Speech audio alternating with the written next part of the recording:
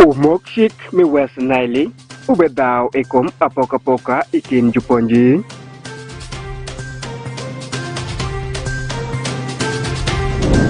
Jutish mi yotkum I West Nile, unwangu ngesh ikum yore mitish manyen.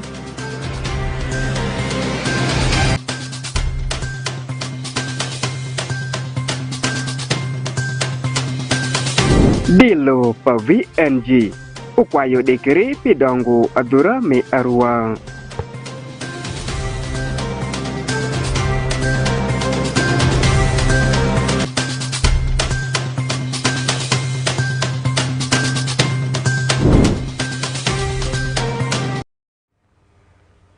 Ajoli kendo ingin wango wilembe madongo nyinga utie ushakipis wedongo kwa lemene mazo mubino kumae.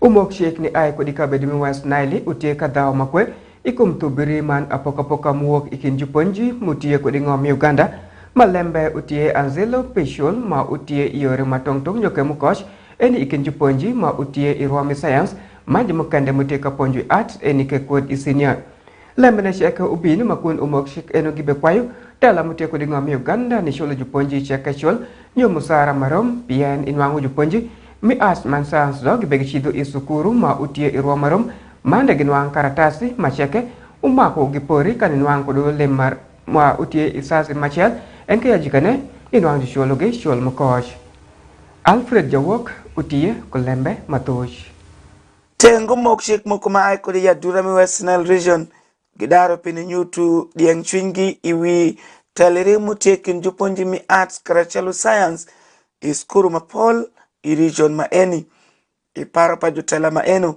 teleri maene berutie I kindungwario enonegi nikum aloka mimedo musara dwal maeni cheke unyutire sawa milio pa jukomiti manenu lembe miponjiri I ormukuchik magibini kuria Durami West Nile region pinilea witich matongtong Honorable Agnes Ashibu jawang megu minebi district ormukuchik en bende nyang niya ya teleri mutie ikin juponji nege darapini ketu juponji mampol mi arts gengoch mukelo peko ni tela miskuru itemotich mamigim.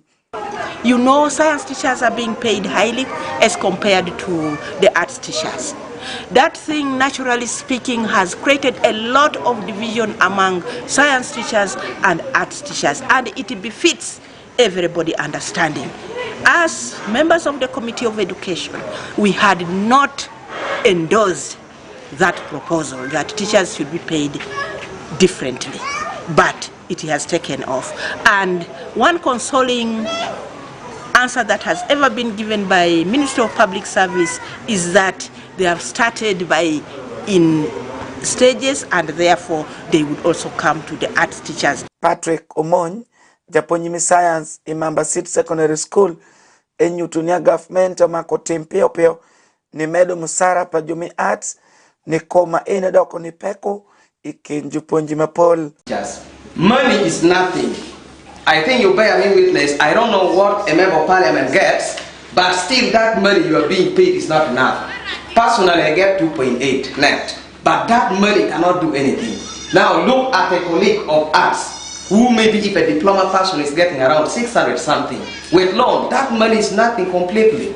So let us really, through you, advocate for this so that the government can increase the salary for these people. Honorable Etuka Isaac, Jawang Danami, Upper Madi County on Mukuchik, Enyang Nyani Komle Bema Eni, Pekomene ne Anzeluna Utie Skuru, Miss Secondary, Manekwa Od Mukuchik, Ginen, Ilembeni Kutek.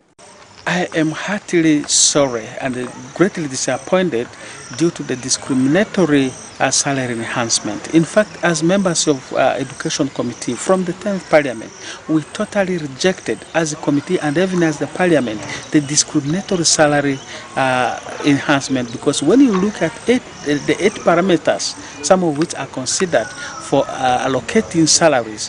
One of it is the period of study, the cost of study, and what have you. But now you find out that these are the people who have undergone the same length of studies, they have the same cost, and they even go to the same markets, they sit in the same staff room, and everything is uniform. So we as members of parliament totally rejected, but the executive went ahead to start implementing it, in fact, against the views of members of parliament.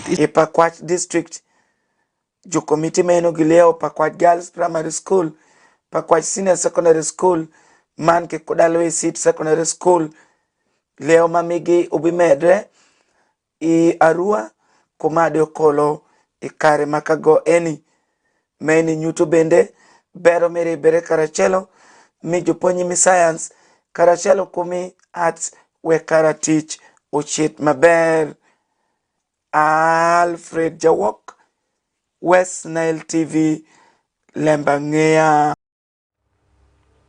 Afoi kan wango LEMB ANGEYA ma Asia ma makre ikom juponji ka wendo ka wane penga miyot kom mu eni shake jutish miyot kom ay ko ka bedu ma eni onwango ponji man ngesh matera ikom yore mitish manyen metie pi medu ruomigi man kedwa ko tich ne yot igi ponji ma eni utimere e ot kwan medit ma jilungu university manwangare ko dia e choko dana mapol maginyuto anyangamigi ikum ponji man ngesh maginwangu eni magiwacho gibitio ko de maber ponji ne utiye pi nyuto igi kitemiti maber ko computer chalo gwak ngesh ikom juruto ikare ma eni magibitio ko de I anyi mo babino juruto gidokan wangu Farish Majid man Benson Pastore gikelo iwalembe Paul Wen jurutish pa governmente matundu apara bungwen kodi kabedu mi West Nile matongtong unwangu beru ite ponji minindu ario ikum kite miweshu mani tiyu kujamtish pamondu pinidwaku yore mitish yo anzilu ne kite miroyo kodo nying jurutuo Rombu enu bed ndupirarawi ya shell ni shido ndupirarawi ya rea padu mirabora oru 1000 kupirarawi ya ngwen Otsa umamalo mimuni Majume ku igingesh ikum kite mitiyu kujam tish pamondo miroyo nyeng jurutuo Man kite mitiyu maberi odiat pa governmente kupa governmente ngo ingo mi Uganda Kisembo Rita Mutie Information and Technology Officer Uweshu lamba mukatu giwo kuponji eni utieni miku ngesh ni jurutish pa governmente mi odiat ikum kite miroyo nying kujamtish pa mundu maber. I would also like to thank the Permanent Secretary and the government at large for enabling such trainings to take place. This training, it was aimed at equipping health workers in government with the ICT skills that will enable them conduct their work. Bosco Alionzi, Mutie Medical Records Officer Iodiat Madit Miarua, Uweshu Jamtish eni ubeshisha kutish, Wang Manangu Jurutuo Ushidu Iodiat ne Isa Muporire. Okay, the management of a patient occurs from the point of entry up to the point this patient exits, probably at the point of getting medicines or drugs for the condition that has been identified with this patient. Eyotaro Peace Oliver Mutie Officer in charge Odiat Madit Mibondo ubedu bende iponji eni udua kufosh nikal musha kurombu eni pinimiku iginge shalo jurutish mi Odiat. For this training that we've had, we really appreciate it so much in our in preparation of the staff, since it is for the health workers, the government health workers. Robert Kajobe Mutie Research Professor Otsa umamalo mimuni uwe shukamale ni jurutish munwa ungesh eni nipoku ungesh ne nidano mukende. I hope you are going to apply the training. There is one thing training, there is another thing going to practice what you have been taught here.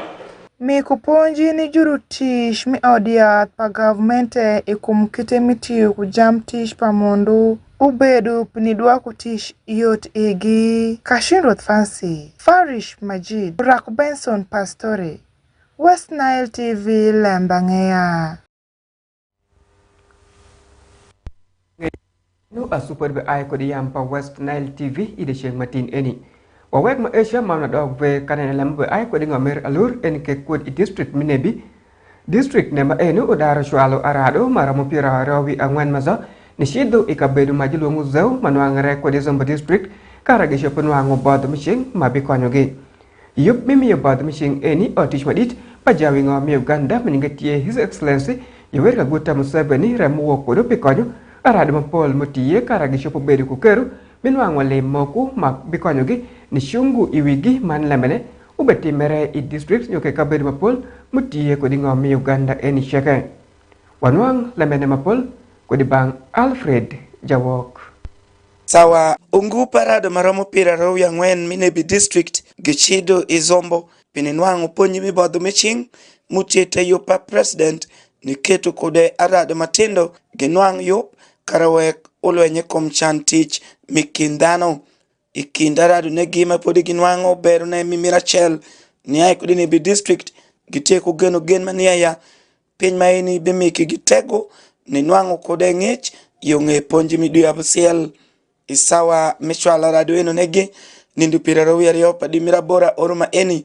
inebi district headquarters Mr. Robert Tabak muti aradisi minebi wachuniaya yop menu bini sawa nema de ni konyo arado ni nwango bodu meching karagidok junyai teach ikindano. We are happy because we have flagged off the 24 youths who are going to join their colleagues from other districts of West Nile. They are going to Zeo that are scaling up this under presidential initiative. And you are aware, His Excellency the President came up with a very wise idea of skilling the youths. Abak okwayo bindara dweche ya ginen kutek gitimo lembe made magishido pire. And we have been doing that. Normally we flag them off, we give them guidance, we talk to them, we encourage them, and we normally keep visiting them whenever they are there. Ikind arado negi ginyutu ginangomo mako ginwang isawa magichidu kesha mangi wache ya gibike tu genu gen megi iwi wangu chuma karasholo kukwayo bongo. I'm expecting to make this opportunity to go high. So I must make something. Going there to study welding and tailoring.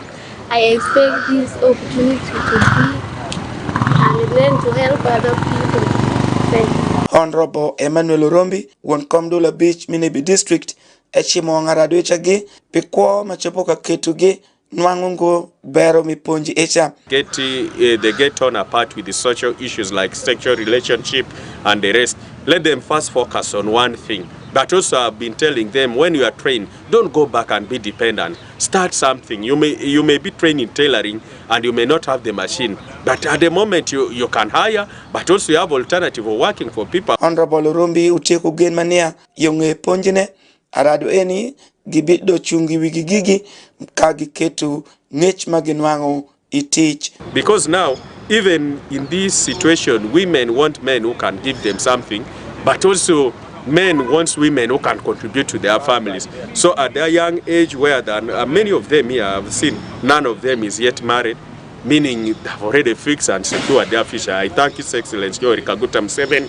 I thank God for their opportunity, and I would love to congratulate all of them. Arado pira raw yangwen inone giye kugenya kude itajago matongtong man kotan council manwangare nebi district maine tiwa mirabu siende biting arado nenwango yop mita yopa president piradura mi West Nile mutieze sub county Zombo district. Alfred Jawok, West Nile TV, LEMB ANGEYA. Fosh makoya kendu ni Alfred Jawok pichwa ku iwa LEMB ANGEYA ni maisha kawendo matokshen ni ay kodi aduramer arua delu nyo otish majalong VNG International ube kwayo udi tisha kemutie ikabedume aduramir arua nidi kere karashelo karagisho pukelu dongom padurane ma eni iparo mege shwako dan bevogre ikabeduma eni majalong urengwen karashelo kud anyoli ute yore mayot magisho pukelu kud dongom manyatoto kudi aduramir arua eni ngenya aduramir arua kawani ube jwalo udi tish mapol majengre kum government man majengringo ikum government Benson Pastore man okumurika Christine gishaku iwa lembe kumai Dilipa VNG International kwa yungu mukendegi ni dikiri karashelo anzilo na dilo magijengirungo ikum government ikum dongo adura mirarua iyore me giero giedu mabeshu man loko kwa padano ni doko maber PN adura mirarua utieku wend orenglweny maduongi iye Dorothy Apio jaratish pa VNG weshonia gitieka ni shwako government mapiny ikelo piny mapol mapigitek ni dongo adura mirarua ko orenglweny man dano me tede What we are doing is we are supporting the local governments to be responsive in terms of service delivery. Our focus in the West Nile region is refugee and migration management or displacement.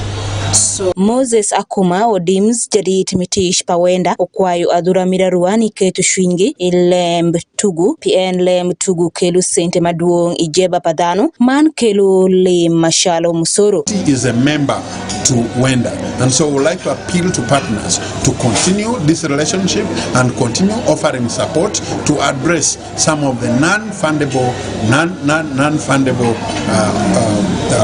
aspects of the budget of the city, and this way the city will develop.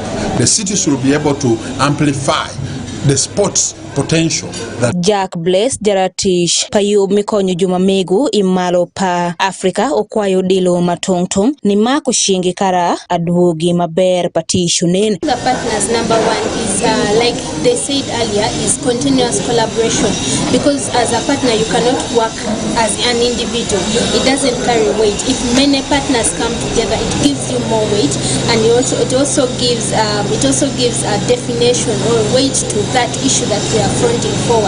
Olero Christine jaratish pa Sepad okwayo jorutela mi adura mirarua ni nyutu piyob migi midongo ngom ni delo magijengire ungo ikom government kara giromo kanesayo li mikonyogi. The city has been recognized as one of the cities hosting the greatest number of refugees in the country. I want to believe that the partners are going to channel their resources to the refugees. And one other way we can actually support the city development in form of infrastructure is that one, by city sharing their plans with us. VNG International timu Tishmigi District Abungwen mi Uganda, NK Region mi West Nile, gitimu Tishmigi District Angwen Mashalo Adura Mirarua, Koboko, Terego, Man Yumbe, Nikonyo Government Mapeng Kudano ma Orenglweny, Nusura Giramia Oraku Benson Pastore, Christine Okumuringa, West Nile Television, LEMB ANGEYA.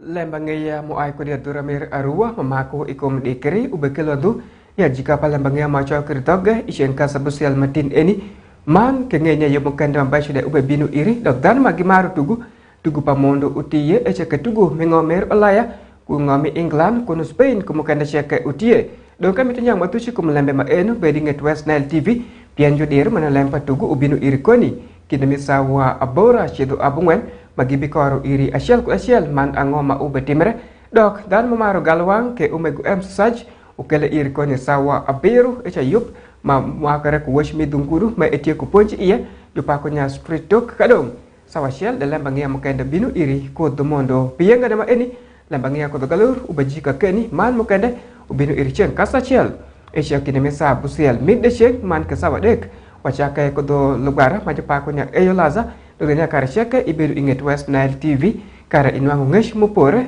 man galwang matera West Nile TV sawa sheke wakelu iri deru nyinga utie ushaki pis ya chuchu dong ugwoki nangu ishamo kudutum payenga nama eni mimedi asu kanampok West Nile TV wikuduwil kanwang wa inamba statayens mutie tongwen abiru kumukende anything mi Facebook YouTube dewati West Nile TV kelu irideru sawa cheke.